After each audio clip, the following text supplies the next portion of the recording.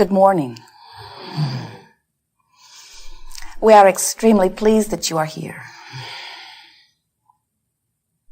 It is good to come together for the purpose of co-creating. Do you agree? Yes.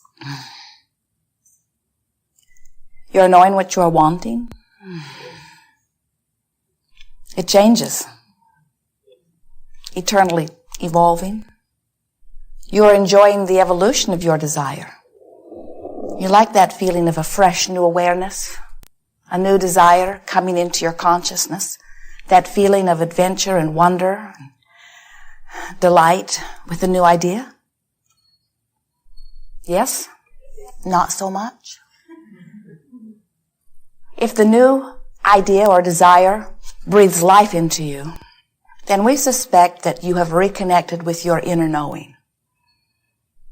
But if the new desire tortures you a little, antagonizes you, if when you have a desire that isn't fulfilled, you feel uncomfortable in its not yet manifestation, then you still have not remembered that you are leading edge creators and that you will never get it done, that there will always be a fresh new desire. When you realize that you are leading edge creators and that the new desire that is born within you is literally what summons life to you, then you no longer feel frustration about what is not yet manifested. Instead, you feel appreciation for the life-giving desire that still summons through you. But we understand how, when you have not consciously addressed the subject of resistance within your own vibration, how new desires could sometimes not feel so good. Because when you really want something, and you cannot for the life of you figure out how to bring it about, if you've got something that is plaguing you, something that you would dearly love to get rid of and just cannot seem to rid yourself of, we understand how you might be out of balance with the idea of desire, so much so that you might even begin to condemn it, begin to say that desire is inappropriate, which is odd since the entire universe is based upon this attraction-based effect where desire is born and it has the summoning capability that literally summon life force forward, which keeps us all moving forward. It is so much more comfortable when you get in sync with the laws of the universe. It doesn't work too well when you jump off the cliff determined to defy gravity. And it doesn't work too well when you go against the stream or flow of source. That's what resistance is. Resistance is not going with the flow of your own well-being. Most clear statement we've ever made.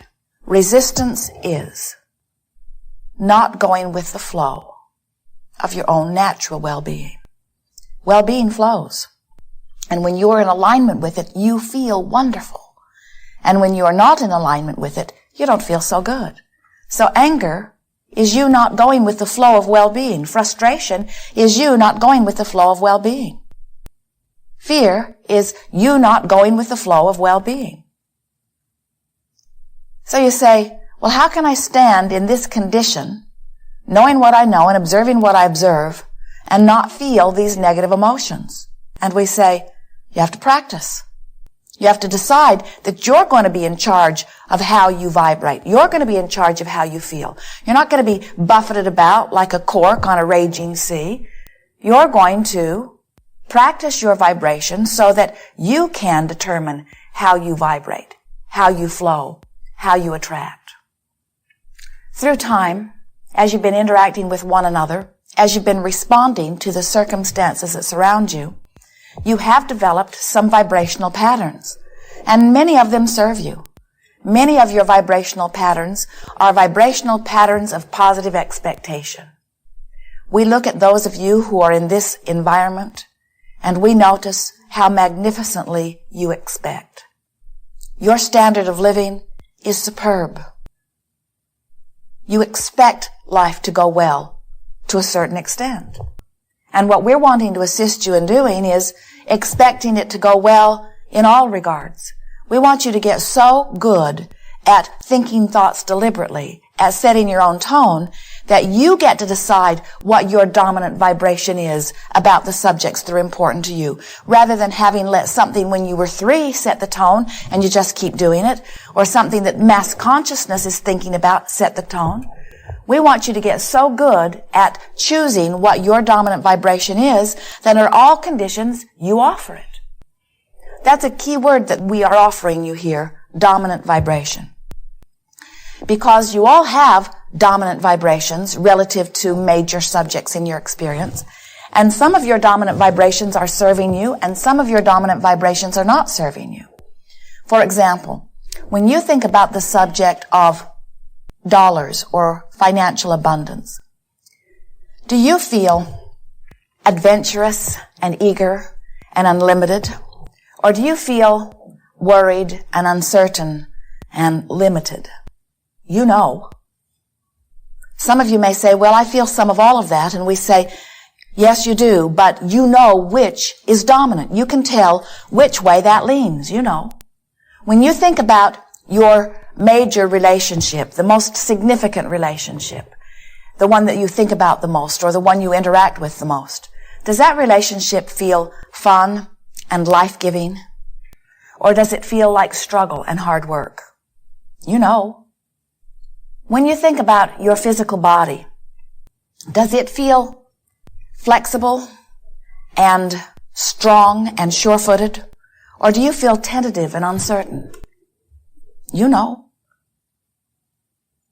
Relative to every subject that you ponder, and especially those major subjects, you have little by little by little by little by little developed vibrational patterns. You could call them beliefs. We don't want to give them too much weight. Habits of thought that you keep thinking.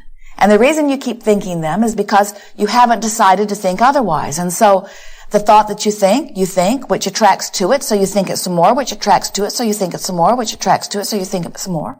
In other words, when you have an expectation, you've got a dominant thought going on, and law of attraction is going to deliver that to you again and again and again. And you say, the reason that I believe this is because it is true.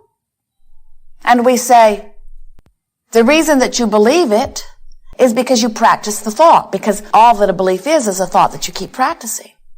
And so you say, but the reason I believe it is because it is true. And we say, but why is it true? It is because you think it. It's because somewhere you got the thought, you held the thought, you let it become dominant in your vibration, law of attraction responded to that vibration and made it evidential in your experience. And so you say, it's true. And what we are wanting you to come to realize is you can make well-being true, or you can make not well-being true. Cancer is true. It's just not usually wanted. Violence is true. It's just not usually wanted. And we want you to begin to realize that facing the facts because they are true only perpetuates the truth you would not choose for yourself. So when you begin to think about the dominant thoughts that you have, and more importantly, you begin to think about choosing thoughts that you want to make dominant, we have a process for you that will work if you will work it. And we call it the process of virtual reality. You've played this game under other titles. We've called it creative visualization. We've called it using your imagination.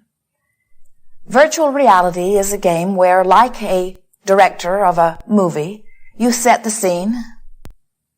You know what you want your audience to feel, and so you set them up for it. You make it winter or you make it summer. You put it in the mountains or you put it on the ocean or you put it on the beach. You put it outdoors or you put it indoors. You make it daytime, you make it nighttime. In other words, you set the scene. It has one intent only, and that is the intent of your practicing a vibration with the singular purpose of making it a dominant vibration. Sometimes people will use visualization to try to fix something that is broken. And we want you to use virtual reality for one reason only, to make the vibration that you choose dominant. Let's say that your nation is really worried about something. And it's hard for you not to give it thought because when you turn on the television, it is there. You hear others talking about it. Your teachers are talking about it in the classrooms of your children. People are having discussions about it all around you.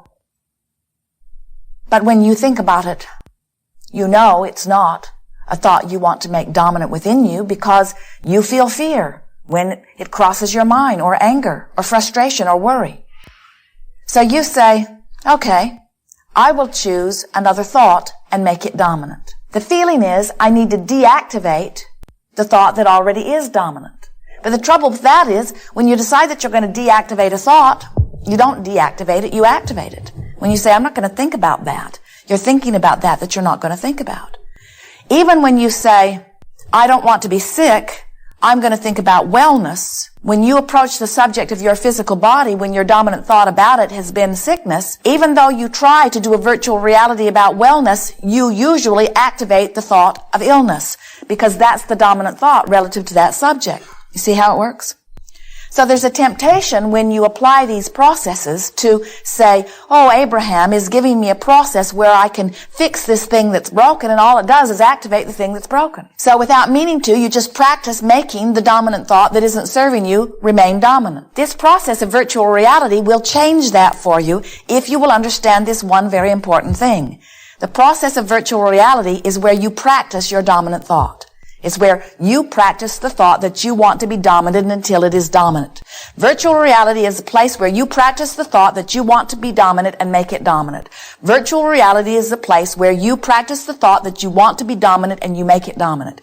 And the reason that we're repeating this into the ridiculous is because at first you're not going to want to do that. Even Esther, as she's been practicing this for a few weeks now, finds herself sometimes right in the middle of a delicious virtual reality, and all of a sudden she realizes she's trying to reform someone, either herself or someone else. In other words, she'll be going along swimmingly, doing very, very well, and then she'll stumble into something, and without even meaning to, she'll activate something that is broken, so to speak. So, virtual reality really works best if it's short. Get in, feel good, get out. Get in, feel good, get out. So, you set the scene. What time of year is it? What time of day is it? Where is it? Outside, inside? You get to choose. There is no right and wrong in that. What you're reaching for are good feeling moments. You know those moments when your heart is just singing so strong and you just think, I wish I could stay here forever? Does that usually happen to you when you're outdoors or indoors? If it's more often outdoors, then pick a scene that's outside. If it's more often indoors, then pick a scene that's indoors. Esther, quite often in her virtual reality, she's walking into a new place that is very beautiful. And often it's indoors. Sometimes she finds herself discovering a magnificent vista, and that moment of exhilaration is there. That's what you're reaching for. So you set the place and the time of year and the time of day, and then you talk to yourself about how it smells and looks and feels. You're sort of bringing yourself along little by little into this higher, better, good feeling place. And then you decide who else is with you. Sometimes in the beginning, it's better to be alone, but not always. You get to decide that. Who else is there? And what's their mood? And of course, you get to choose it. So don't bring someone who's in a bad mood and then work them into a good mood. Bring good mood people. And then exchange a few words and off you go. And what will happen is, as you do this for 30 seconds, you set a tone in your vibration. Does it immediately become your dominant tone or your dominant vibration? No. But it begins to dilute what is. So then you do it again, and you do it again, and you do it again, and you do it again, and you don't do it because there's something broken that you want to fix. Because if you do it because there's something broken that you want to fix, you just practice the one that's already dominant. This is only to feel good, only to feel good. And with a few weeks of dabbling at this, you will readjust what is dominant within your vibration. You see, the creative process is 3 steps. The first step is you have to identify what is wanted, and you can't help but do that. Preferences are born within you all day, every day. Contrast helps you to conclude. When you know what you don't want, what you do want shoots out of you like a rocket. Whenever you know what you do not want, clarity about what you do want comes forth in very vivid terms. So step 1 is happening all over the place.